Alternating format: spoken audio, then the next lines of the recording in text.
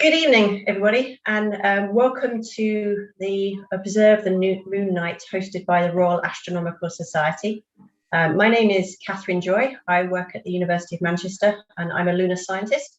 So I investigate the geology of the moon and I look at rocks from the moon under the microscope. So a different type of observing the moon to using telescopes to look up at the night sky.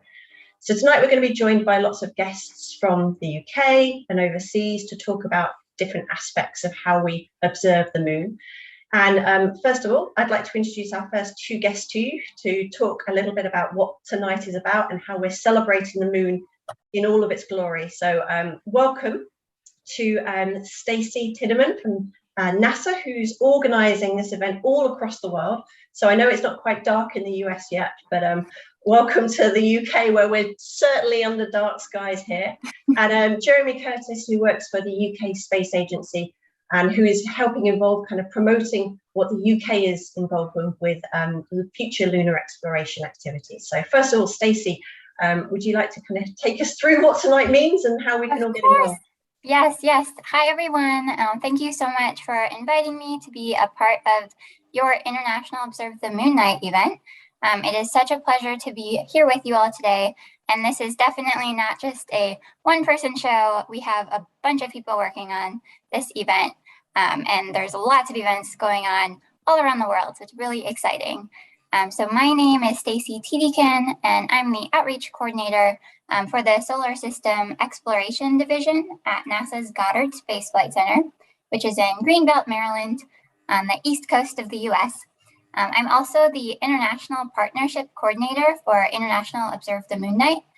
So I focus on maintaining our relationships with our current supporters, as well as recruiting additional supporters. And International Observe the Moon Night is a worldwide celebration of lunar science and exploration, celestial observation, and our cultural and personal connections to the moon.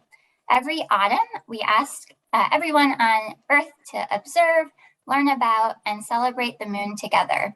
People participate in a variety of ways, including hosting or attending virtual or in-person events and observing the moon from home. There are also numerous ways that people can observe and celebrate the moon. We encourage broad interpretation, so that whether that be looking at the moon through telescopes or binoculars or the unaided eye, observing the moon through art or writings, or even tasting the moon through cookie lunar models are just a few examples. And our website, moon.nasa.gov/observe, you can find a variety of resources, including updated moon maps, tips and resources to host and evaluate events, a lunar photography guide, highlighted activities, translated save the date cards, and much more. And you can also sign up for to receive our newsletter. And participants are able to connect with other lunar observers around the world through our Facebook page, which is facebook.com/observethemoon, our Flickr group for images and artwork, and then through the hashtag #ObserveTheMoon across social media platforms. And by tuning into this event tonight, you are already part of a worldwide celebration of the moon. So thank you so much for joining in, and I'm going to hand it back over to Katie, I believe. Thank you so much. How exciting. And what I forgot to say is if at home you have questions, you can pop them into the Q&A for any of the speakers as we go through tonight. So we're really looking forward to receiving your images, and we hope that you have clear skies where you are to see up at the moon. And even if you don't have clear skies, you're inspired to think of a moon poem or submit your own artwork as well. So we're really, looking forward to kind of enjoying our closest celestial neighbour over the next hour or so. Thanks a lot, Stacey, and good luck with all your other events you're going to get involved with later on tonight. So to Jeremy, so the UK, we're kind of based here, most of us are based here and have kind of, learned about the moon through school and through our further education. So tell me a little bit about the UK Space Agency's role in lunar exploration, and you yourself, why are you excited about the moon? Well, first of all, I just want to thank Stacey and NASA for approaching us in the first place to get involved. I think it's just thrilling, the idea of not just focusing on the science. I mean, I think in this country, we often think of science as something separate from culture, when actually it's part of culture. So I think this is a fantastic opportunity to bring many different elements together and make it all more accessible, make the science accessible to people who are perhaps not scientists and vice versa. So I think it's a brilliant idea. But the UK Space Agency is the main organisation which funds and supports the exploration of the solar system, supports lots of space missions. So we're involved in things like Gateway, for example, which is big international mission, which is going to be putting an orbiter around the moon. And one of the steps it'll need to be able to work really well is to have a communications link back to Earth. So imagine all the missions going to the moon, when they're on the far side, they can't communicate with the Earth. So it's pretty difficult. So only a week or two ago, we signed a contract between Surrey Satellite Technology Limited and the European Space Agency for something called Lunar Pathfinder, which is going to provide that communication link for many different missions. So it'll actually be a commercial operation. So anybody who's flying missions to the moon can communicate back to Earth. It's also much easier. Imagine if you're putting a lander on the surface of the moon. You need quite a big antenna to reach the Earth. But if on the other hand you have a little antenna that can reach Lunar Pathfinder, then we can do the work for you using Pathfinder. So it's a great innovation, and I think it means that the UK is going to be involved in a lot of lunar missions that are coming up. So that's just one of them, but we're actually supporting science. The Open University, for example, is building a mass spectrometer, which is going to fly on the moon, fly to the moon, I should say. There's commercial work that's going on. So MDA is a commercial company. They're building detectors to measure the distance above the surface of the moon. So if you're landing on the moon, you need to know how far you are from the surface so that you can deploy your landing gear and not hit the surface too hard. So that's crucial as an element of what we're doing. And Imperial College are building a magnetometer, so that measures magnetic field. Very interesting science involved in that. But there's so many other areas of science. And I'm sure you know, Katie, far more than I do about all this stuff. But the exciting thing about the moon, I think, is that it's basically a museum of the whole of the solar system. Because anything lands on the surface stays there until we find it. But anyway, those are the main reasons that we're involved.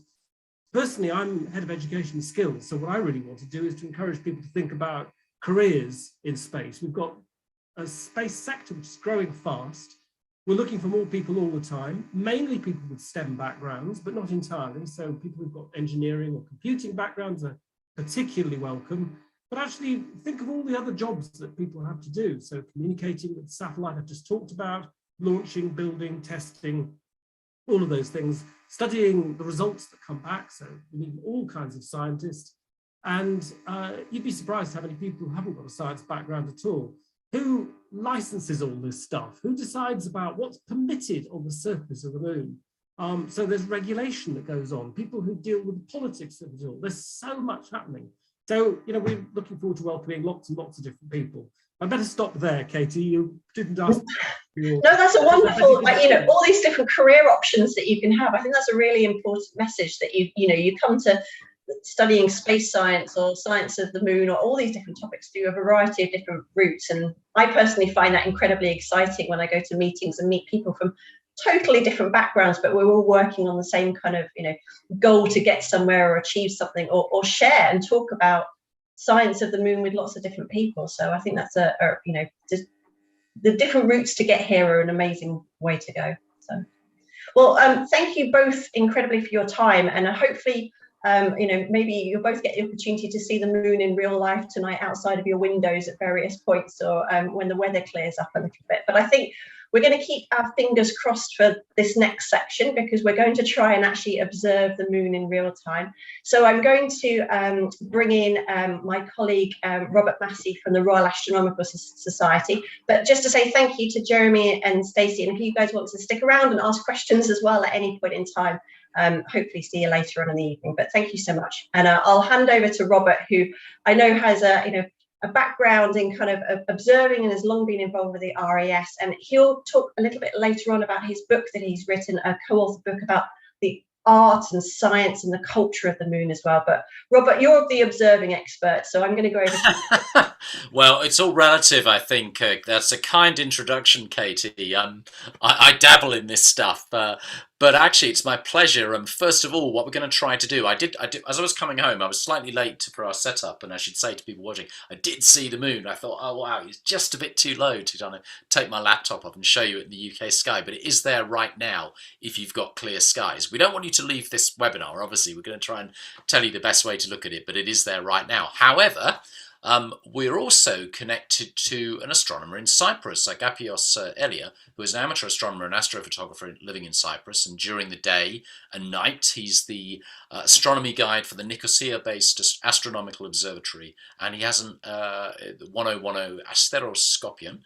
And there's a bit of text popped up on the thing I'm reading. He takes great pleasure from studying the solar system and is an active participant in professional amateur collaboration projects. So, Agapios, can you see it? I can see something very evocative in the sky above your head there. Hello, everybody. Thanks for having me. Greetings from Cyprus. Thank you so much for the introduction, Robert. I'm actually sitting outside in my veranda, I have my telescopes ready, and there's just a little bit of cloud cover. The moon is going in and out of clouds, but we're ready to show live views of the moon, both through a small telescope and through a larger telescope, and maybe discuss the differences and see what we can see through different equipment. Yeah, so I think if you think we should show some images of what you would see, I will set that up, because one of the things we wanted to do, let's go back to Zoom, there we go. One of the things we wanted to do was try and show you that you don't need to have special equipment to this. I mean, Agapios has got a fantastic observatory out there in Cyprus, but you don't need that. You know, you can go out and look at the moon with your eyes, frankly, and see a fantastic view. You see it waxing and waning. You can see the dark features on the surface, which are big lava plains. But what I'm going to do is share a few images. So we thought, we wanted to say to people, look, I took some of these pictures that I'm going to show you with a smartphone. Okay, so you can get a basic image of the moon in the night sky like that if you get the exposure right, particularly if you mount it on a wall. Go out and try this afterwards. If you can see it, if you rest it on the wall, you go to, say, night mode with a modern smartphone, you get a picture like that where you can see those sort of details. So it basically looks like the view you get with your eye. And if you have something like a DSLR and a zoom lens, you can zoom in on it. None of these things I'm doing are very sophisticated. It's just exposures I took from my street, from my front garden, which looks over a low row, actually a fairly prominent row of Victorian houses on the other side of the road. And so blocks the view a bit, but that's a nice evocative setting. Unfortunately, there's lots of telegraph wires as well. And zooming in, again, this is not sophisticated. This is just me playing around with exposures and cropping it on the computer. And I not only got the bright crescent there and all those features, the mountains and the terminator, the line between night and day, but the night side here, which is lit up by reflected light from the Earth, and it's sometimes called the Earthshine for that reason. And then finally, if you do have access to a telescope, one of the nice things to do, I actually find young people who are really acquainted with smartphones are good at this. If you get access to a telescope or you go and visit one, you can hold your smartphone against an eyepiece and you can take a picture that way. And you can also do the same if you've got, this is a brilliant way to look at the moon as well. Pick up a pair of binoculars and look at it. It's so easy to find, obviously, just focus in. But even a small pair of binoculars like this will show you craters and mountains and all manner of features. And if you mount them on a tripod, you can hold your smartphone against that as well and get pictures like this. This is just me with a camera on a phone, holding it against an eyepiece with a clamp. And, then you see all these wonderful features. This is a bright crater called Aristarchus with lava channels next to it. So none of the stuff I've done there is particularly complex, but I would really encourage you to try it out if you're able to, even if it's just holding your phone up to the sky and taking a picture. So what I'm going to do is stop sharing. He says, there we go. And I'll bring in Agapios, who I know has some images as well. Well, actually, I think we're going to go straight to seeing the live view of the moon because I'm brilliant. Excellent. Well, let's bring that in now then. Yeah, we're getting a nice big clearing. So as I said before, I have two telescopes here set up, two different telescopes. The first one, the small one, is your traditional refractor type telescope. And that's connected to a digital single lens reflex camera or a DSLR. And I'm just going to switch on the live view now. And this is being fed into the laptop and it's being broadcast to you through Zoom. So this is the view through that telescope. I don't know if you can see that all right. It's a little bit overexposed, but you can pick out some of the main features of You the might moon. need Can to you see share. that? You need to share your screen, I think, Agapios. Oh, sorry. Good. Hang on. That's okay. Should be able to. Hang on. Got too excited because the skies got clear. It's So that's the big fantastic. telescope. That's the small telescope. And So that's this the is the view view you'd through the get. smaller. Yeah. That's the view So you'd this get is with the small binoculars, right? telescope. That's the kind of thing you see with a pair of Yeah, binoculars, I think. more or less. More or less, yeah, that would be the A view little you get better. through binoculars. Yeah. You can see the main features. You can see Sinus Iridium over here, and we have the crater Plato over here, and a whole host of other features you can pick out. It's just a little bit overexposed, washed out. But to compare, I'm now going to switch over to the bigger telescope, which is using a dedicated astronomy camera, and you can see just how much more zoomed in the picture is to those individual features. Obviously, with a big telescope like this one, this is a 9-inch diameter Schmidt-Cassegrain telescope. With something like this, you can use more sophisticated methods to capture and process data and produce really, really detailed images of the lunar features and other objects in space, of course. But as we're talking about the moon tonight, let's just focus on the moon. Another thing you may notice when you're looking through this one, the big one, do you notice how the view is shimmering? Can you see that all right? So this is what we call the seeing conditions. This is actually the turbulence of the atmosphere. We're magnified the image so much that we can actually see the movement of the air currents in the atmosphere. This is much less obvious in the smaller telescope. Let me just quickly switch to the other one. The view is much more pleasing here because there's not so much resolution and magnification. But when you're looking through a much bigger telescope, this is much more of a problem than it would be with a smaller one. So let me just try and move the telescope a little bit. So these telescopes are both on computerized mounts, and they're able to lock on and follow the moon as it travels across the night sky. And I can... Gabriel, I'm going to interrupt for a second because we did have I'm going to acknowledge Gabriella asked exactly that question about why the image is shimmering. So it's great that you've answered that one. And we've got others which maybe we need to do between us. Like Elise is saying, why are there holes in the moon? And Elise, I think if you mean the craters, it's essentially meteorites smashing into the moon's surface from space and excavating these craters. And I think Freya's asking the same thing too. And I can see Katie is typing an answer to Gavin's question about how deep they are. So sorry, Gapios, do carry on. It's fantastic, the view here. So yeah, I'm just navigating through the moon, trying to pick out individual features. One of my favorite things to observe on the moon is actually the shadows. You can just about pick out in the craters here, you can see the shaded parts of the craters. And this allows you to sort of understand the depth of the individual features on the moon. And if you observe the moon night after night, you can sort of see their progression as the illumination changes. It's one of the most interesting things one can see on the moon, because a lot of the times people will say, okay, so how many times are you going to observe the moon? How many times are you going to take a picture of the moon? It doesn't change. Well, actually, if you sit down and observe, you can pick out so many different things on the moon. It never ceases to amaze. And another thing I really, really enjoy, let me see if I can drop down the exposure a little bit.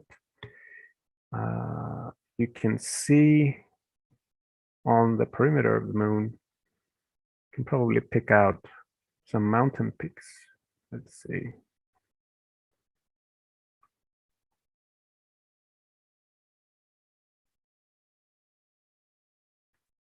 There we go. Obviously, this is the south pole of the moon. It's much more of an aggressive landscape. But you can see how the peaks of the mountains and the craters are sort of popping up. If I'm showing that right. And here's another very interesting crater, one of my favorites, the crater Clavius. Over here, this is one of the most photogenic craters one can observe and take pictures of, especially because it has this sort of arc of progressively smaller craters. And this crater has a diameter of about 225 kilometers, which is about the length of Cyprus. So it's one of my favorites to observe. That's a brilliant reference. Actually, I really like it. I remember looking at a live observing event and someone saying that's the distance from London to Birmingham. So you appreciate not only how big these craters are, but also just that connection to land. Yeah, I like thinking Gabriel, that I can fit my whole island in that crater. There's some here which actually I think do relate to what we're seeing here, and there's a couple of people. So Cody, who's 7, I think this is his dad, is asking is, can you see where Neil Armstrong landed? And Gabriella's asking something similar. Can you see the Apollo landing sites? Yes, and we're going to go to them now. Hang on, let me see if I can center the moon.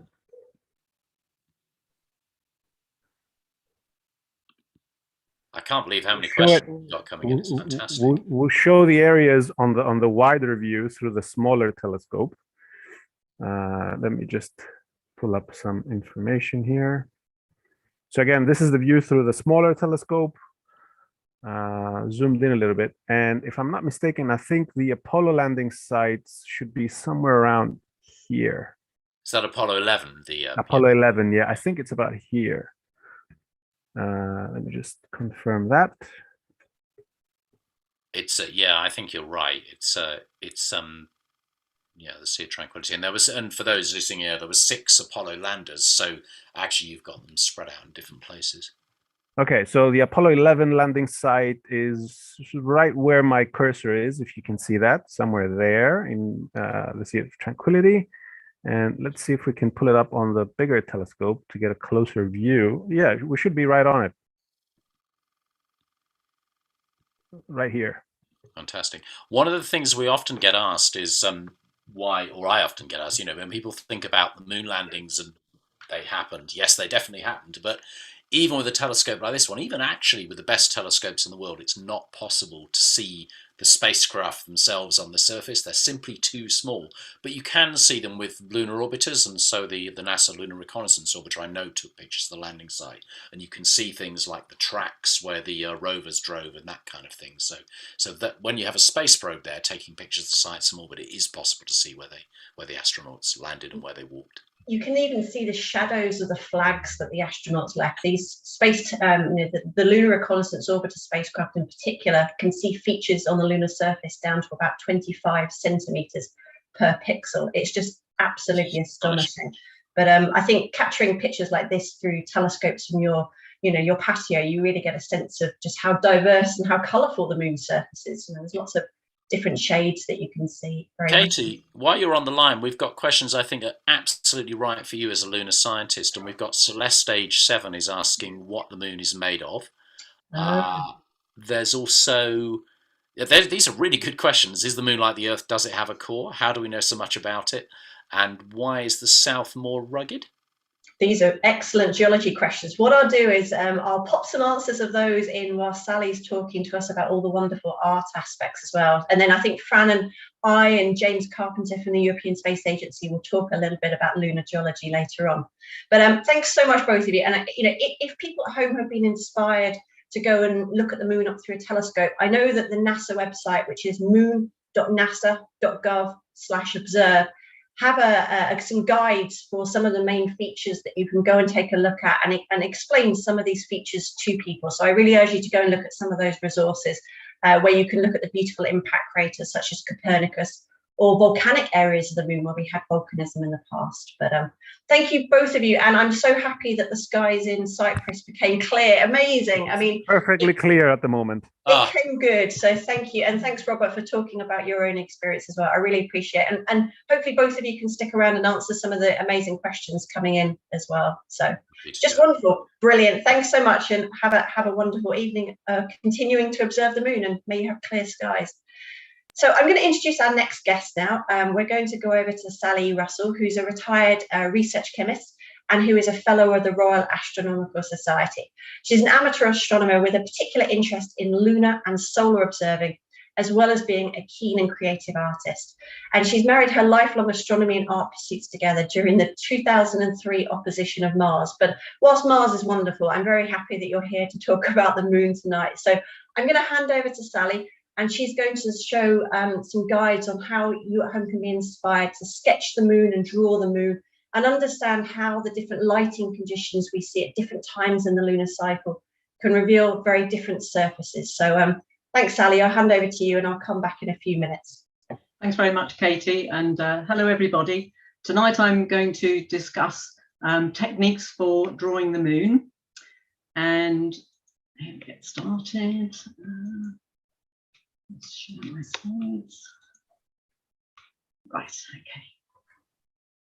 okay, so if you're brand new to the idea of sketching the moon, what I will say is make a start by actually drawing from some photographs, because it's much easier to stay inside, draw from a photo, try and learn how to get the hang of how to draw your craters, etc., without sort of worrying about being out and in the dark and dropping your pencils into the grass and trying to manage the eyepiece and everything else. So that's just if you're really getting started. But if you're already an observer and you've looked at the moon many times and you want to have a go at actually drawing it, what I will say, and I'm sure you know this already, the telescopic moon can be really overwhelming. So when you're starting, it's quite useful just to choose a small area, maybe even just a single crater, and just focus in on that. And then what you'll find is you're much more likely to complete your sketch if you just choose a very small area to start with. So what sort of thing do we need to draw the moon? Well, there are two quite popular methods for drawing, and the simplest of these is just using ordinary graphite pencils, the kind of thing we're all used to, and then on white paper. Now, when I do this kind of drawing, I tend to prefer using slightly softer pencils than the normal HB that we all used in school. So if you maybe use 2B or 4B, they're a bit softer and they give a slightly darker effect on the graphite. So they just give a bit more contrast in your drawings. And then you just need all the usual things like erasers for rubbing out any mistakes you make, but also for doing some negative drawing where you lift colour out where you've already put colour down. It's useful to have some cotton buds or a dry sponge, or you can just use your fingertip if you want to blend the graphite that you've put down on the paper.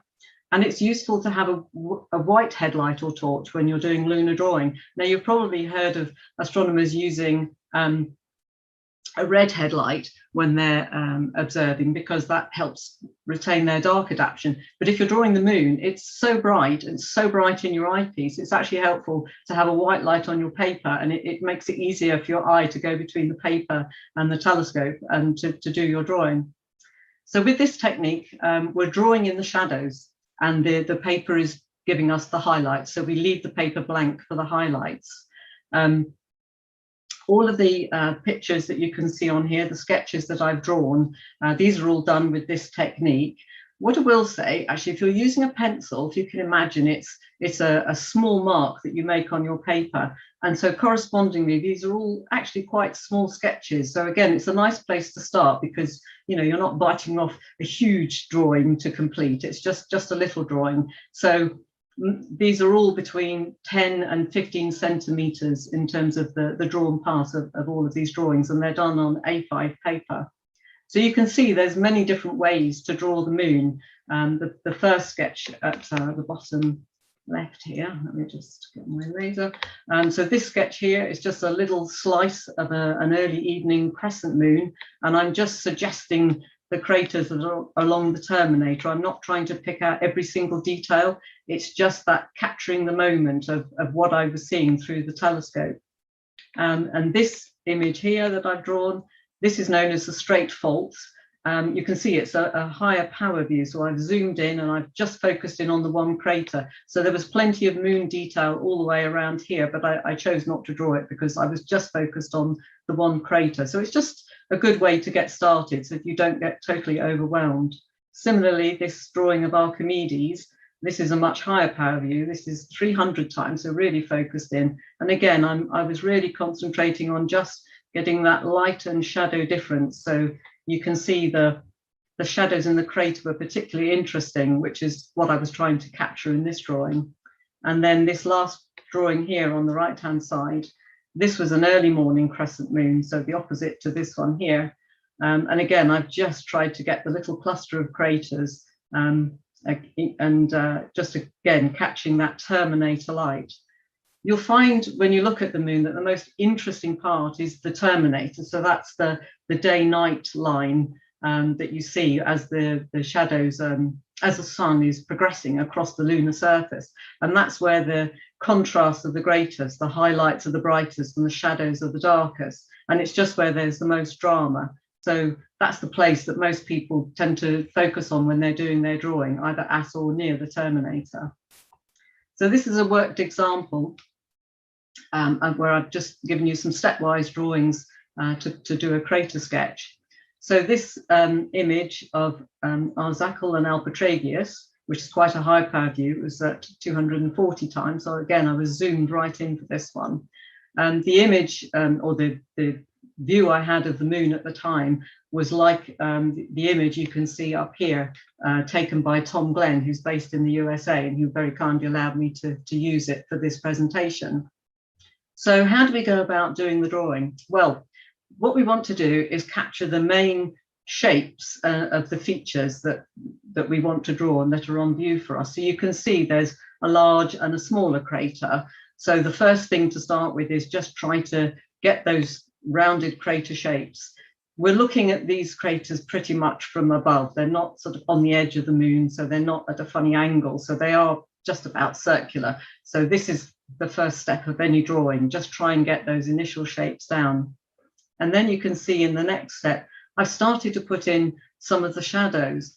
And now the reason that I immediately will start to put in shadows rather than to try and draw the entire area with all the different shapes is because when you're looking through the eyepiece, obviously your view, your live view is as it looks in the image, and yet the view on the paper can be quite difficult to match in until those shadows are there. But when the shadows are added, it starts to tie in with the live view that's in front of you, and it actually makes it easier to continue with the sketch. So again, in the next step, you can see I'm now adding in the shadows in the top on the inside of the crater. Again, those are the dramatic shadows. And as the drawing progresses, here I've moved to a softer pencil. So this one was a 6B pencil, and you can see I've got it actually is pretty much laying on its side so that I'm using the full width of the pencil lead, and I'm just doing a kind of cross hatching back and forth, and it puts a nice light layer but an even layer of graphite onto the paper, and it's just a way of covering a big area quite quickly. And then afterwards, I would have blended that with a fingertip or probably a cotton bud. I can't remember now, but it would have been probably a cotton bud to do that. And so again, as the sketch is progressing, you can see I'm adding in deeper and deeper shadows, and it's beginning to spring to life. It's beginning to look a lot more like that image in the top left. And so in the final sketch, you can see the darker shadows have all been added in. And yet I haven't drawn in every single detail. I've just focused on those two main craters and this little feature here, which is actually the edge of another crater that's in the view there.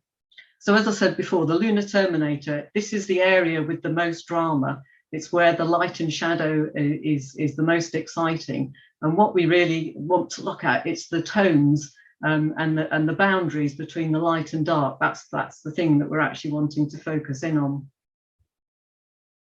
So there's another very popular way of sketching the moon, and this is the complete opposite. This is where we use white onto black sketching. So now we're actually allowing the paper to be the shadows, and we're drawing in the highlights. So the method tends to use, I say, black paper. So you need black paper or a black sketchbook, and white pastel pencils or Conte pencils. So this is a Conte pencil. This is the pastel pencil. They're useful that you can sharpen them to a point and make a finer line.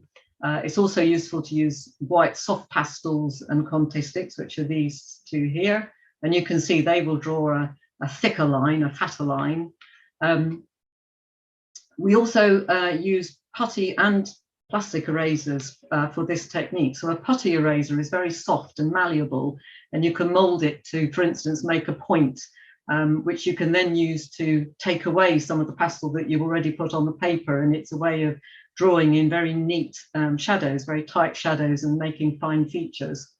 A plastic eraser is a much more solid eraser, and you can cut that with a knife or a scalpel blade. And again, you can have some really nice sharp edges, and you can use that either flat to just remove large areas, or you can use it again for drawing lines in a negative way. And as we had for the graphite sketching, cotton buds or a dry sponge, or again, just your fingertips, worth having a rag nearby to wipe your fingers as you go along, otherwise your drawing can get a bit messy. But that's a good way of actually blending when you're in the midst of doing your drawing. And you can see here, this is using the pastel on its side, you get a big broad mark compared to if you use it just the end of the pastel. And here's a sponge, and you can see that this is a way of just blending it onto the paper, and you can cover a large area quite quickly. And then this here is known as a blending stump, and it's just made a very tightly rolled paper.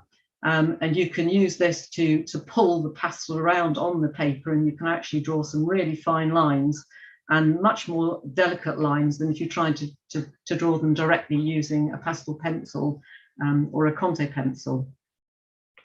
So compared to the graphite pencil drawing, all of this media, you tend to make much bigger marks, and so therefore you correspondingly tend to do bigger drawings. So all of these drawings are actually done on A3 paper, which is, you know, a considerably larger scale than the graphite drawings were.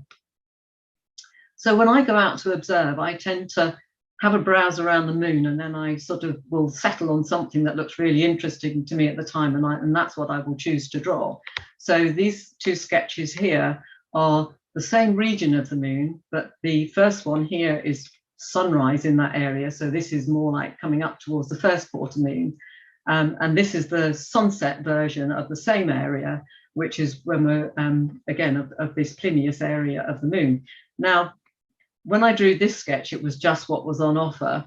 To try and get this sketch with the opposite lighting, it actually took me 8 months before I had a combination of the moon being above the horizon, it being dark, it being the correct phase, the weather being good, and also getting the chance to do the drawing. So even though people think, the moon, it's always there, it's easy to, you know, to get any drawing, if you want to get a very, very specific crater or area on the moon under a specific lighting, it can actually be quite elusive, because you only get one chance each month to actually capture that. So the way these drawings were done, and I will show you a worked example in a moment, again, as I said, you put down a blended background layer, and then you mark down your main crater positions, and then after that it's a case of drawing in some of the brighter highlights, so that's brighter than the blended areas. And then I use an eraser to, for instance, this shadow here that was dropping down from the crater and over into the terminator region, that was actually drawn in afterwards. I removed the color that I'd put down first to just show that really sharp shadow.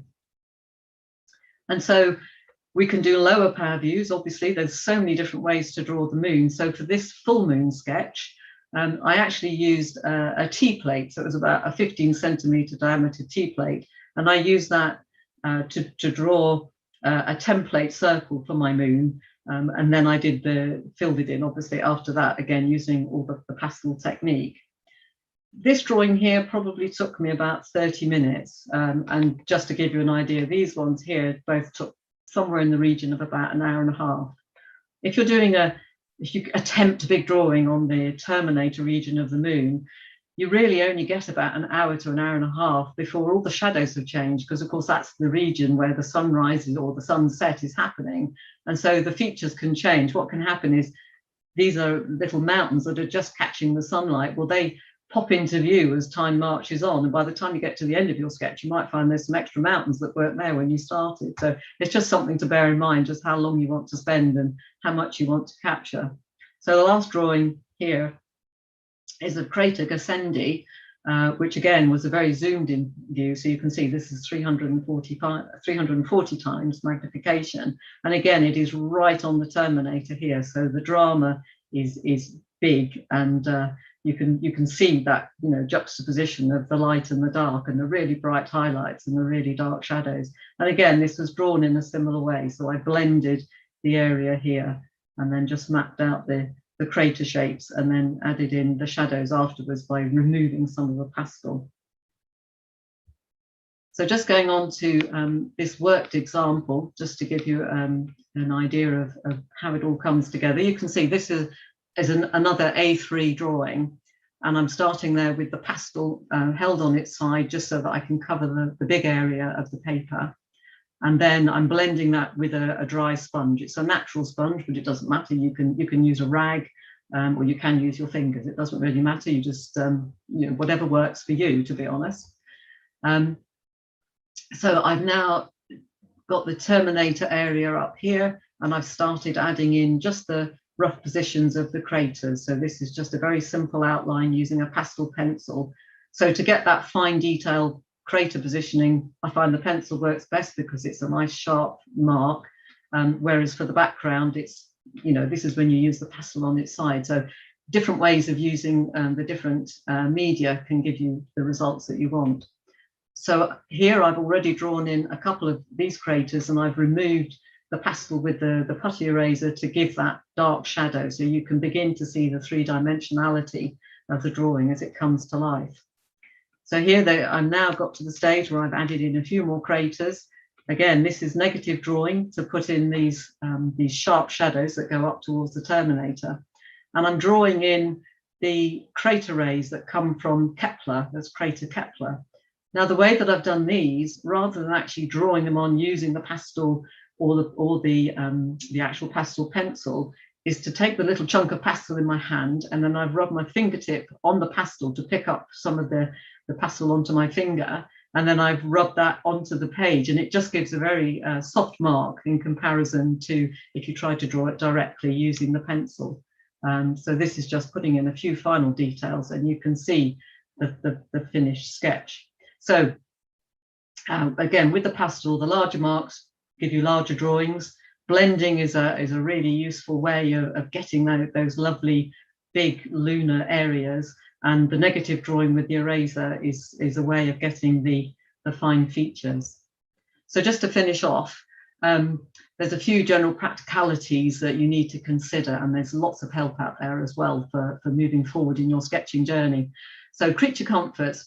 Just make yourself comfortable. If you can sit down, be warm and comfy, maybe get your cup of tea, have a little table next to you with all your sketching gear. If you're comfortable, you're far more likely to complete your sketch, because if you're standing and it's awkward and you're cold and you're miserable, you know, you're going to give up. So I would definitely say it's worth making yourself comfortable and having everything to hand if you possibly can. As far as help and resources are concerned, there's lots of online forums. I would definitely recommend you visit the online sketching forum. So Cloudy Nights is the USA-based forums. Stargazers Lounge is more of a UK-based. They're both international. They get people from all over the world taking part, but they're just predominantly based in the two countries. But they are a fantastic resource. There are sticky threads where they give you tutorials, and you know, you can see what people are drawing. They'll upload them and discuss them. It's a fantastic place to get some more information. There's the Virtual Moon Atlas, which is a free download. Again, is a wonderful resource because you can dial in your time of when you did your drawing, or you can plan ahead and dial in what the moon's going to be like tomorrow night when you know it's going to be clear, and you can see the phase and you can see what's going to be on offer. You can see where the craters, you know, what's going to be there. So that's a really useful thing for both planning and for identifying what you've drawn after the event. And of course, there's sketching guidebooks are available, and hardcover lunar atlases are available out there as well. And just to finish off, you don't always need a telescope if you want to do some lunar drawing. As Robert said earlier on, you know, the naked eye moon is a fantastic thing to look at, and it's a fantastic thing to sketch. So this little drawing here, it's the obviously the first quarter moon. That was a really quick sketch. It only took me about 10 minutes. It's actually done on blue paper with white pastel and a little bit of orange pastel to give that haze, because I had some sodium street lamps that were casting a bit of a hazy light in that direction. And then just down here, these are some thumbnail sketches that I did of the lunar eclipse back in March 2007. And again, this is A3 paper, and I used the beer mat to actually do the templates for the moons. And these are just using white pastel and then a little bit of coloured pastel. I was using like a deep orange colour because that's the kind of colour that the moon goes. And you can see they're not fantastically detailed, but they just give you the essence of the view. And that's what I was trying to capture. You know, you don't have to upload your pictures to everybody. You don't have to share them. Just do it for you. It's your own personal journey. And it's just really nice to capture the moment of the moon that you're looking at. So I'll say good luck and give it a go. It's really rewarding. So thanks. Amazing, Sally. You're incredible. There's pictures are just absolutely beautiful. We've had a couple of questions come in for you from Evelyn and Megan. They would like to know, how long have you been drawing the moon? I started drawing the moon back in was probably about 20 years ago, actually, that I started. And in actual fact, I was given an opportunity to draw the moon using the big refractor at Greenwich. And I'll be honest, my very first go wasn't very successful. And so all these hints and tips that I'm giving everybody, I've learned that along the way. And you know, because it really is sort of, you know, it's quite a thing when you first start to actually try and draw it. So if at first you don't succeed, have another go, because you know you will get the hang of it, and then it will be very rewarding. Well, I mean, thank you so much for sharing your experiences. And I think there's a few more questions for you in the Q&A window. So okay. I really appreciate if you could stick around for a bit and answer lots of questions about drawing. And thank you very much for joining us again. And as a general reminder to everybody out there, if you have any questions, you have a whole panel of experts, both in observing the moon, drawing the moon, art of the moon, geology of the moon. Please pop them in the Q&A chat window, and we'll try and answer them either kind of in real time or sort of as we go through. And as a reminder, if you are inspired by Sally to draw your own pictures of the moon tonight using some of the resources she has suggested, or you take a photograph of the moon, or you write something beautiful about the moon, please do tell us about it. So there's different ways you can do that. You can go to the Flickr website, where there is a group which is Observe the Moon 2021. So please share your artwork and your images there and your thoughts. And on social media, there is a hashtag Observe the Moon, or you could go to the Facebook group and other social media sites as well. So please tell us about your inspirations and your interest in observing the moon tonight. But keep the questions coming in, they're amazing. And you're asking some really good ones, tough ones across different areas of our interests. So thank you so much. I'm going to introduce our next two speakers now.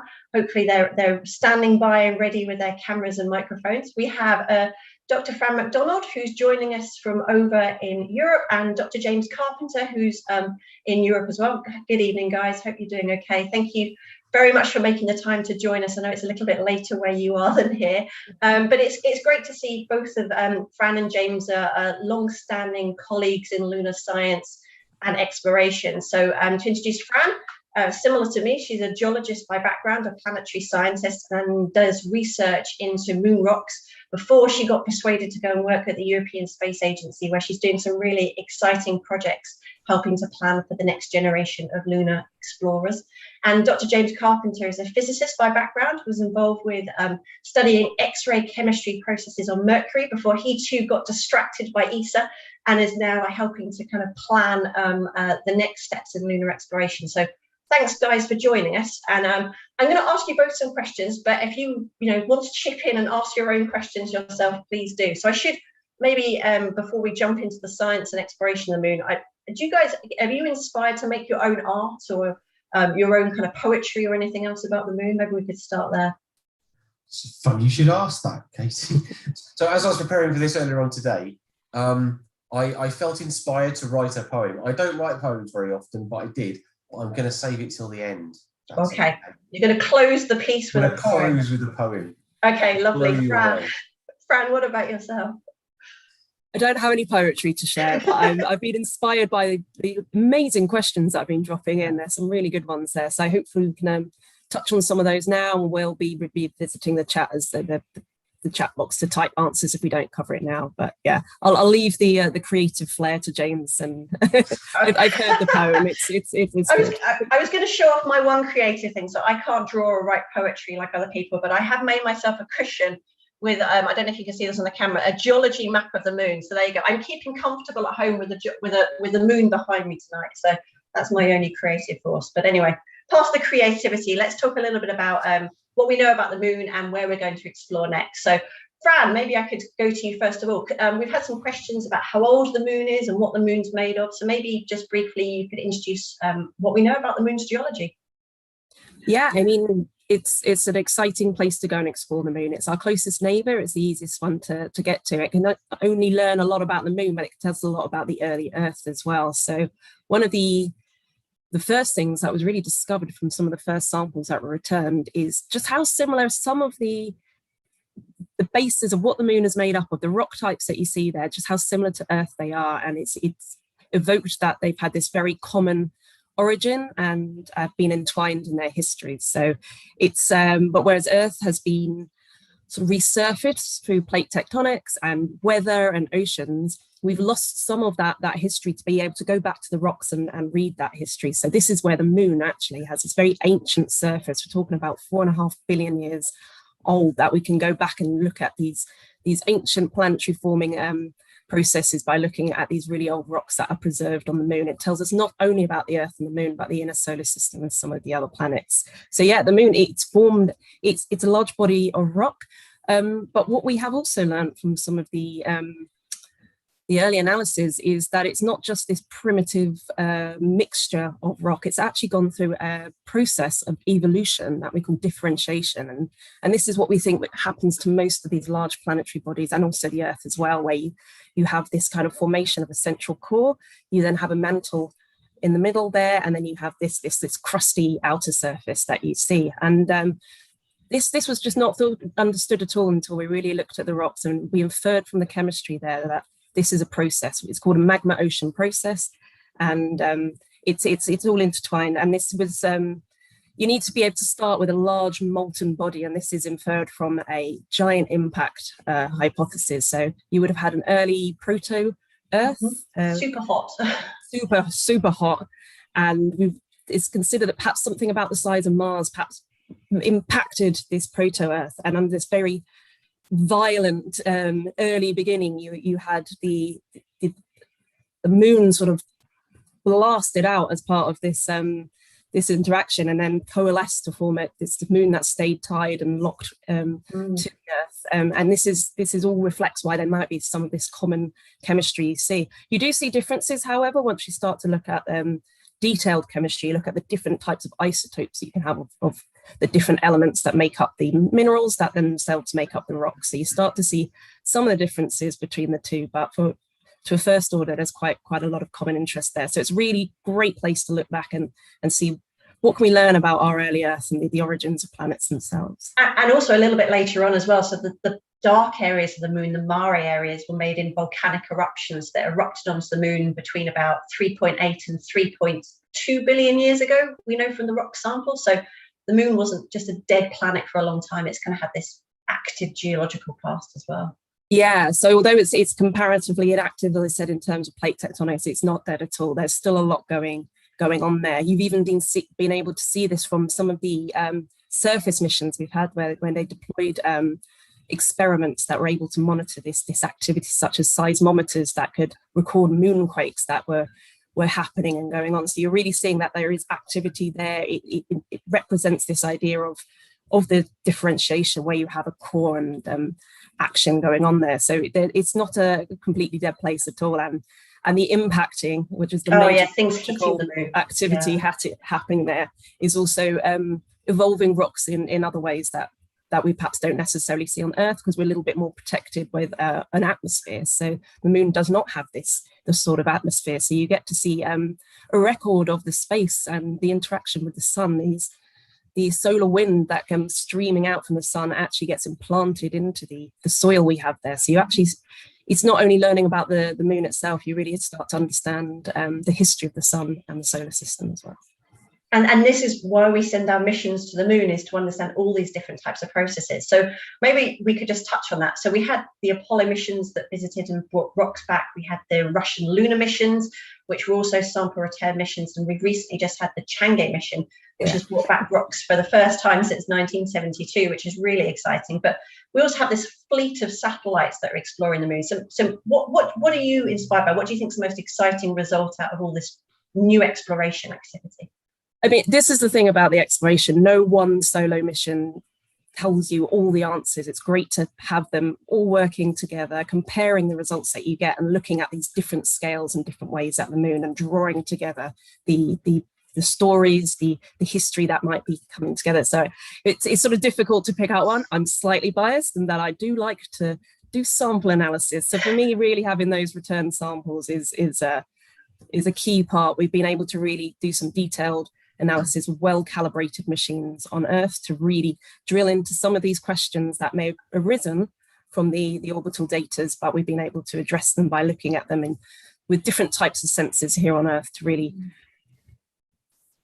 try and constrain some of those questions that have arisen. But a sample will only represent a small point of where it came from the moon. So then by going back to the orbital data and really building up a global picture to put it back into the context, this is where we start to actually build up pictures of mechanisms and processes such as impacting events and volcanism, as you said, that creates these big dark sort of seas. They're even called mare, the Italian word for seas, even though they're not water, but there's these big lava plains that we see when you look up in the moon that create that kind of face of the man in the moon. So you mentioned that kind of studying the lunar samples and thinking about exploration. So I know you are involved in a really exciting opportunity at the moment where NASA, they collected all these moon rocks by the Apollo missions. Scientists like ourselves get to study them in our labs, but some of them they locked away straight away after they collected them. So after that last lunar mission in 1972, Apollo 17, many of the samples were locked up for future generations of people to study. And just last year, they reopened one of these samples for the first time, which is incredible. So could you tell me a little bit about your role in working on this new next generation analysis of the Apollo 17 material? Yeah, absolutely. And you've hit the nail on the head there. The name of this program that's revisiting these samples is Apollo Next Generation Sample Analysis. It's really bridging the history of what we know, bringing it to the next generation and how we can feed forward. So it's a mixture of objectives around it. We really want to go back and look at these, as you said, these well-preserved samples to see what science we can learn, what new questions we can address.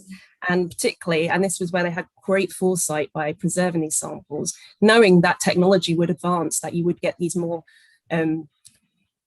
sensitive equipment being evolved that could then go back and address these. So it's a really great initiative, not only for the science, but also we can learn about the curation itself, everything about the sample return chain, from what type of containers you put it in, how you look after it. This can all teach us when we return to the moon and get new samples. It can also feed forward to other missions like Mars Sample Return. So there's samples from a few different Apollo missions, but ESA is helping to with the opening of the Apollo 17 one. So it's a drive tube core sample. It was hammered into the ground and pulled out, and it was split into two sections. And actually the upper section, as you said, that was opened a year or so ago, and already we're starting to get that distributed now to labs internationally. So a whole wealth of analysis can be done, but if everything comes back together in the consortium, so you can consolidate all the information you find, put it back into its original geological context.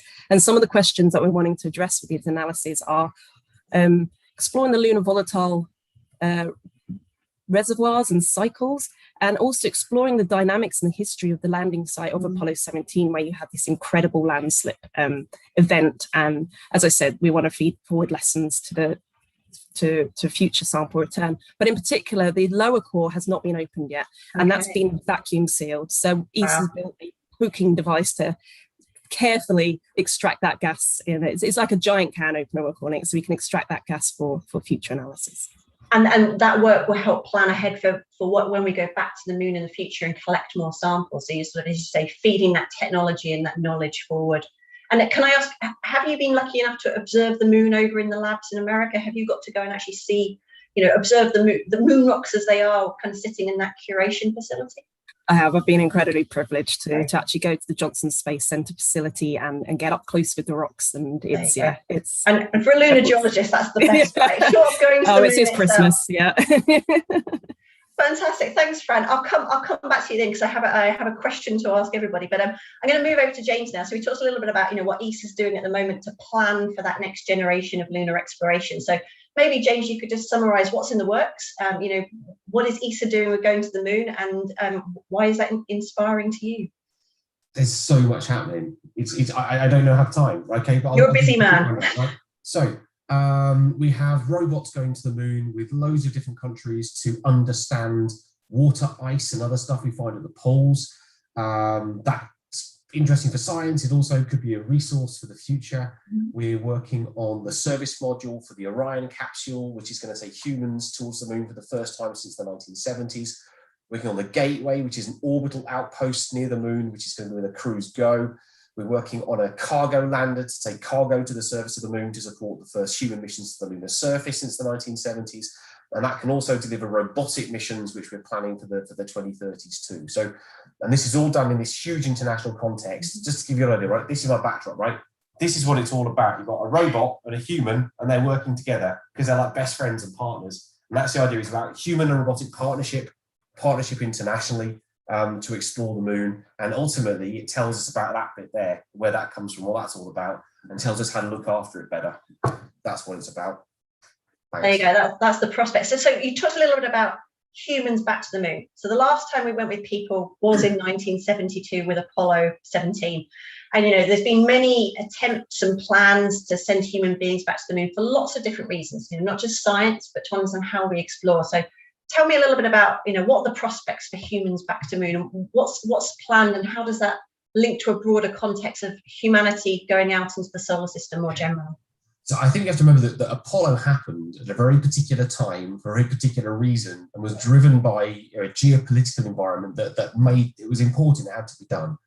And is not the same since then. What we are seeing now is a new imperative, that a new reasons to go to the moon, and new reasons to explore, that's driven by lots of different factors. So political and economic, the technologies are there that weren't there before. And there are lots and lots of countries that are all starting to participate. It's not just a two-horse race anymore. So China are going to the moon, the United States are going to the moon, Europe's going to the moon, Japan's going to the moon, India's going to the moon. And also we have the private sector to go now. So I think what we're seeing is such a drive from so many different places that it's not like it was before. We've also learned since Apollo, as Fran indicated, a huge amount that we just didn't know before. So if there's anything we've discovered from all these missions, it's that despite the fact we have these wonderful samples from Apollo that have taught us so much about the moon and have become the basis for so much of planetary science, they don't tell us very much, actually. The moon is so diverse and so varied, and these things come from a place that's actually not very much like the moon. So we have to go back there. There is an imperative to explore. And the other thing we're learning is that as we think about exploration for humans in the future, the moon is the place that we have to go to learn how to live and work off-world. So before we send humans to Mars and other things like that, we have to go and learn how to do this. We as a species have never done it. And so by going to the moon, we can learn to live and work there in a sustainable and responsible way. And that can help us to move onwards into the solar system, to Mars and other places in a careful way. And what we're finding is that as we do research into that, as we try to learn how to live and work on the moon, off-world, in a sustainable way, we are learning about how to do that better on Earth as well. And some of the technologies and the science that we're developing for that are spinning back into Earth to help us to look after our own planet better. And so this is, I think everybody wins. So I think there are tremendous prospects for human exploration over the next couple of decades and beyond. And I think there'll be huge opportunities for people in the UK and in Europe to participate in that as part of what I think is going to be an international partnership in how we do this. I think that exploration is something that we do as humans, not just as countries. And I think that gives me some hope for the future. I think we can learn a lot. And it's incredibly inspirational. So, be it when you see astronauts up on the International Space Station, kind of missions going out into the solar system, it gets people excited about, how did you do that? Why are we here? What are we studying? Which links back to people being interested in studying science at school, which brings more people into kind of, learning about technology and creating things. So it's this sort of feed around of how we can use exploration to kind of benefit society here on Earth as well. I remember actually, so interesting. So Fran was talking about working on these Apollo 17 samples. And I remember when I was a child, I had an uncle in America, and he sent me a signed photo of the astronaut that took those samples, a guy called Jack Schmidt. And I remember this was quite profound. I saw this thing, and suddenly I felt like, I could feel that this was suddenly so close. And it was a really inspirational moment to have that. And I got a chance to meet Jack several times since then. And it was a real privilege. So yeah, a real life Apollo astronaut. That's incredible. Absolutely. Yeah. So I was going to just point out to people at home, if you would like to see a piece of moon rock yourself, there are some in the Natural History Museum in London, and in the Space Centre in Leicester you can see a real moon rock, albeit through glass. But your school can actually borrow pieces of the moon. So there is a government scheme, and we can pop the link into the chat window, where you can borrow the moon as well. So do consider that. It's really, as James said, inspiring and interesting. So before we kind of move on to our next speakers, I guess I have a question for you both. I can tell you're both so interested in science and exploration, but what excites you the most? And when we go back to the moon, where do you think we should go with our robot and human kind of working side by side? Fran, maybe you'd like to go first. So this is quite a personal one for me. My hobby is caving, and on the moon there's these huge lava tubes that are part of the volcanic processes that we see. And in a couple of places, you said there's a Lunar Reconnaissance orbiter that can get these incredible high resolution images down to quite a small scale. You can see that there are pits that you might be able to enter into these lava tubes where they have collapsed. So on a personal note for me, I find that very intriguing. For future exploration, these places could be safe havens where you could perhaps have an outpost for a human that protects from the kind of the harsh lunar environment, from the radiation, from these sorts of influences that can be unsafe for a human at the surface. So I think things like that could be really, really exciting. So seeing people rappel down into some of these lunar cave systems and explore below the surface. That's the thing. We're starting to explore now, what's the type of technology that's needed? What's the science that you can do there as well? It's I think it was always a mantra of NASA as well in the past, that having science enabling technology and technology enabling science is the key for exploration. And I think this should continue to be embraced with future exploration. Fantastic, thanks. James, where would you go if you could launch yourself down to the moon, or where we should go with other human beings that will go and explore? I think the next place that humans should go, at least if you were going to try and establish some kind of permanence, would be one of the lunar poles, where you have almost you have illumination nearly all the time on tops of some of these mountains there, and nearby you have these dark craters which can contain water ice, which could be there for fuel and propellant. So I think probably where humans would go next. If I could go on a camping trip, I'd like to camp on the peak of Tycho. That's where I would want to go.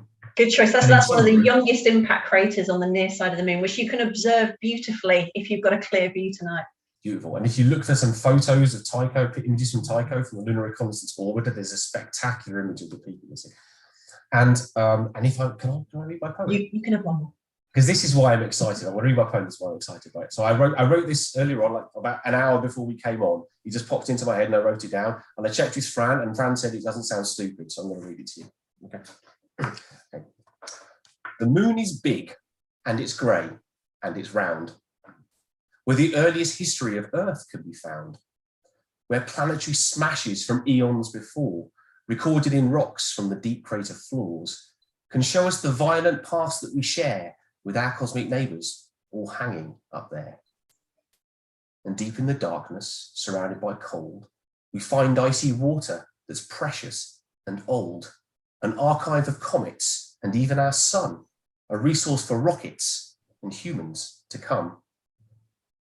So as our brave species moves out into space, we will learn to explore as just one human race. We'll learn to be better than ever before, bring lessons to Earth for the good of us all.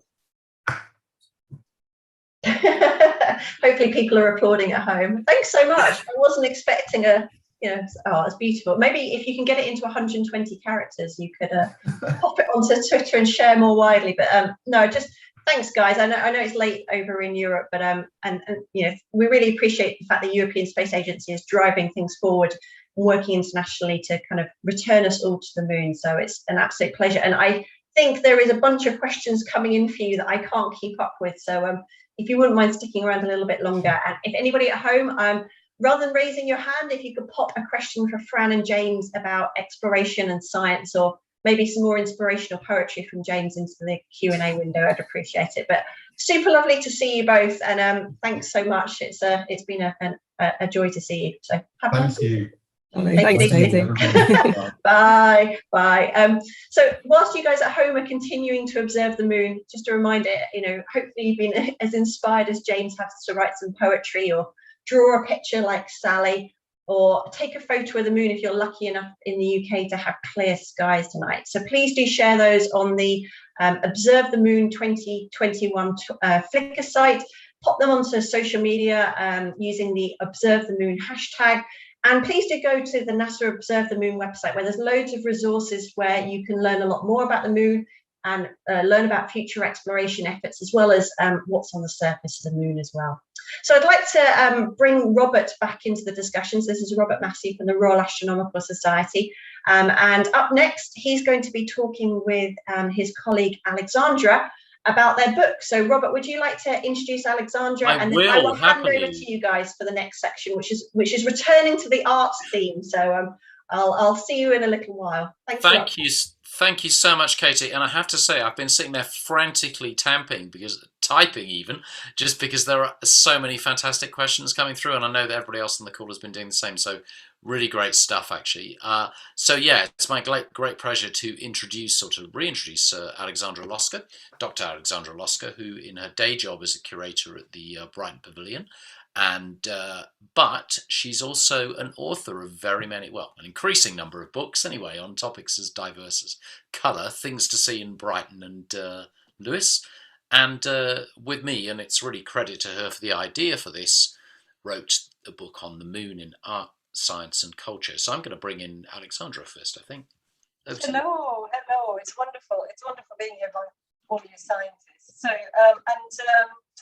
Jeremy Curtis started off this webinar by stressing that it's important to remember that science is part of culture, and what Robert and I are going to do now in about 10 minutes, for about 10 minutes, is to show you that culture and art are also part of science, and in fact the two quite often overlap. So we're going to show you 4 images of the moon and discuss how they are both scientific, but they're also art. So we'll kick off with this one by the Flemish painter Jan van Eyck. And I'll just start by doing my art historical bits, and then I'll hand this over to Robert. So, Flemish painter, 15th century, paints a religious scene. This is an altarpiece, a relatively small diptych, and it shows on the left-hand side the crucifixions. And quite often in crucifixions and in religious art in general, we see the sun and the moon, and usually stylized.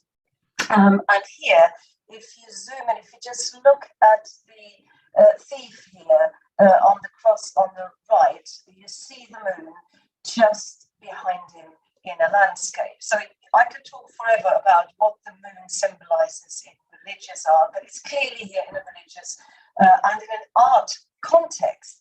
But look at the date, this is the 15th century. This is before the invention of telescopes. What we have here is possibly, or quite possibly, the first naturalistic, realistic depiction of the moon, and that wasn't necessary. So it's both an accurate image of the moon and Alexandra, to stop you for a second, we're getting quite distorted sound from you, and Lucinda just wondered if your mic isn't plugged into the computer.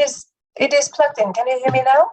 That's a bit better. Yeah, that's. I'm just putting it closer to my mouth. So here we have Jan van Eyck giving us possibly the first naturalistic image of the moon in the Western world, but in a religious context and in art. Yeah, so I mean, you know, I'm giving most of the floor to Alexandra for this bit, I think, because we've got some fantastic lunar scientists on the call.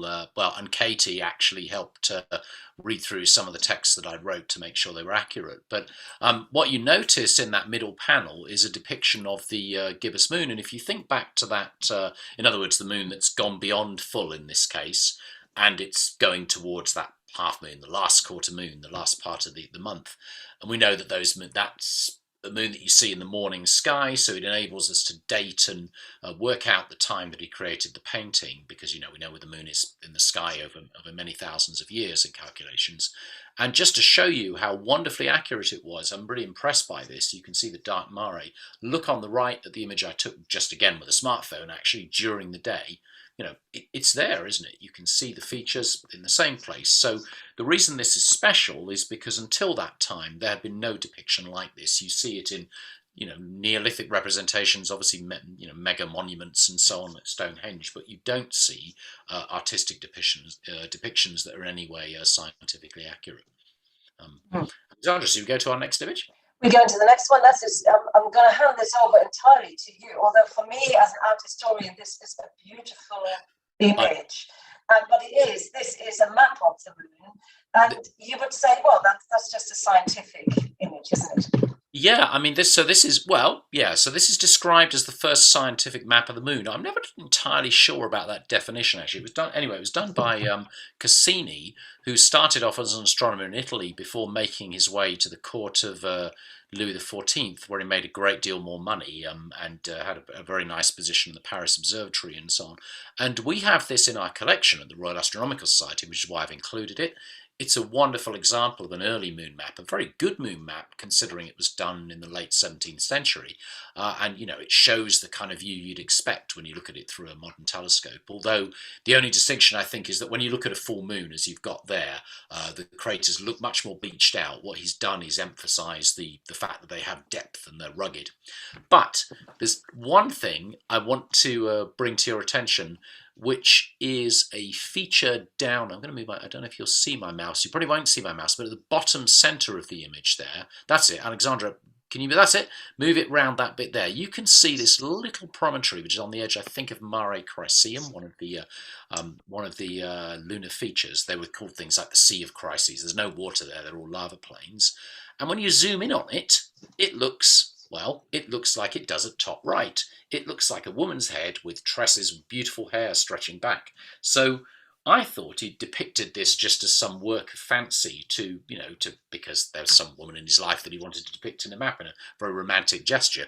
And, you know, similarly, you can see the heart on the left there as well. But it turns out, and this did blow my mind slightly, the so-called moon maiden actually does look like a moon maiden, because I took a picture myself last year or earlier this year, and there it was staring at me, another one of these smartphone through telescope pictures. So it really is there. So if you have a small telescope, you can see this for yourself. So it's just, you know, a romantic gesture on his part, clearly. And if you zoom in on this, of course, the illusion disappears. It's like the face on Mars. You know, you get close and it's just all rugged terrain. But I do love the fact that, you know, that this really talented scientific astronomer, you know, Cassini did amazing work, not just on the moon, but across the solar system. He did phenomenal work, and that included adding in a picture of a moon maiden as well. So, Alexandra, do you want to go to the... Yes, let's go to the next one. And I hope you can hear me now. Can you hear me all right now, Robert? We can, yeah. It's still okay, a bit. It still sounds like you're in a sort of tunnel, but don't worry. How strange. Yeah, we can hear what you're saying, though, so don't worry. Oh, okay. So here we have a painting by a little known painter Edward Lawrence, and this is in our collection at Brighton Museum, and we've just been able to hang this. And when you first look at it, you think, oh, this is a beautiful landscape painting, and it's very much in the romantic tradition, although it's not from the romantic era. You know, you can see this as a work of art where the artist tried to sort of create a lovely landscape and atmosphere, framing the moonrise on the Rape of Hastings. And Rape actually just means a parcel of land in the county of Sussex. So, and you don't see much of the lunar surface. You see it as an atmospheric, lovely landscape. But we know that this artist actually went out in a motor car and observed nature properly. And what you also have in this picture is actually the sun. Where's the sun, Robert? The sun, well, the sun will be in a picture of the full moon. Essentially, the sun is opposite the moon in the sky. So you'll be looking, if the moon is just rising, it's probably a little, my guess would be in that image, the sun essentially, as you can see, is lighting up the top of the trees. So it's just at the point where you can see both. Now, people actually often ask things like, why is it you can see the moon during the daytime? And the answer is that if it's not full, then it's close enough to the sun in the sky that that's possible. If it's first quarter moon, it's only half lit up. It's perfectly possible to see it during the day.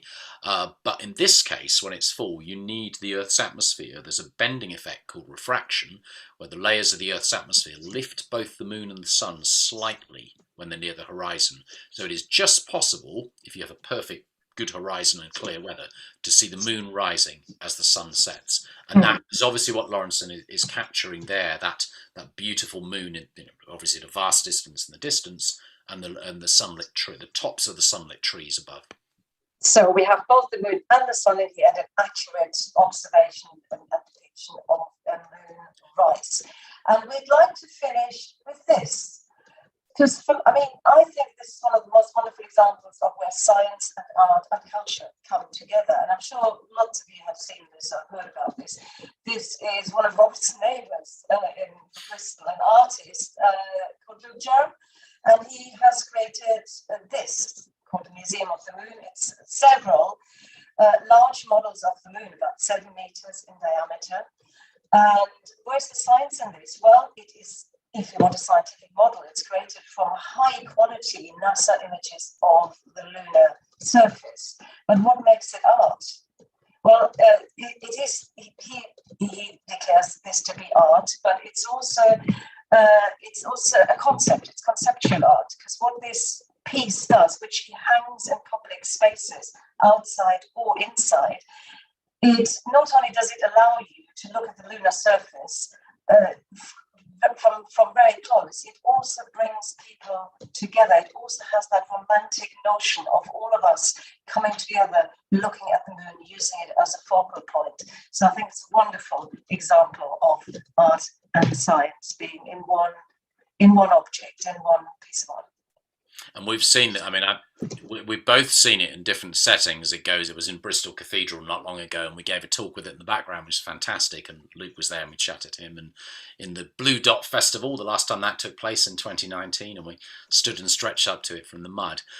But yeah, I think, I guess, happily try and answer questions in the chat as well. But I think in our book, we didn't want to try and cover too many things in 10 minutes, but I was really blown away by the way in which it's influenced the history of art and all the examples that Alexandra was able to bring in it. And I knew about the Neolithic stuff and so on, but I hadn't, the Nebra Sky Disc, for example, but I hadn't appreciated just how much, when you look at these classic paintings, just how much it's represented and everything that went alongside that.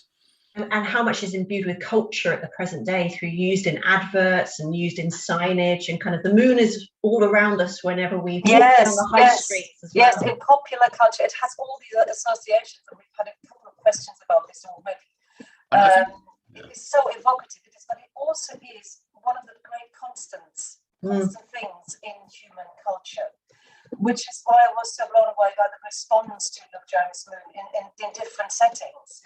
I took this picture in Brighton in 2019, and what you can maybe just about see, if you follow my cursor, hundreds, not thousands of people just gathering around this little pond in a park, and being together and looking at this. Now, on the right here, it's hanging in the Natural History Museum, and here it's more of a scientific model, but it also does something to you psychologically, but then suddenly you're so close to it. And I guess the only unscientific thing about this is that this is a sculpture or model that is lit from inside. Of course, that is not accurate, because the light of the moon isn't the light of the moon, it's the light from the sun. But it does the trick. Amazing. Well, thank you both so much for talking about the art and how it's inspired you to think more about the different subjects, and how, as you say, the moon is is in all of our lives every single day, as well as the nights where it's clear, where we can look up at it. So thank you both. And just to sort of say, you know, you guys at home are incredible. The questions coming in are phenomenal, and we'll keep on answering them as long as we can, but we don't have that much time left tonight. So please continue to put things in on Twitter. Send your photos to the Flickr site, and don't forget to go to the NASA Observe the Moon kind of main pages for further inspiration. So I'm really hoping that we can go back over to Cyprus now to see the moon one more time, kind of to get inspired by seeing it in the night sky. So Cyprus, are you there with your wonderful telescope setup? Hello, how are you doing?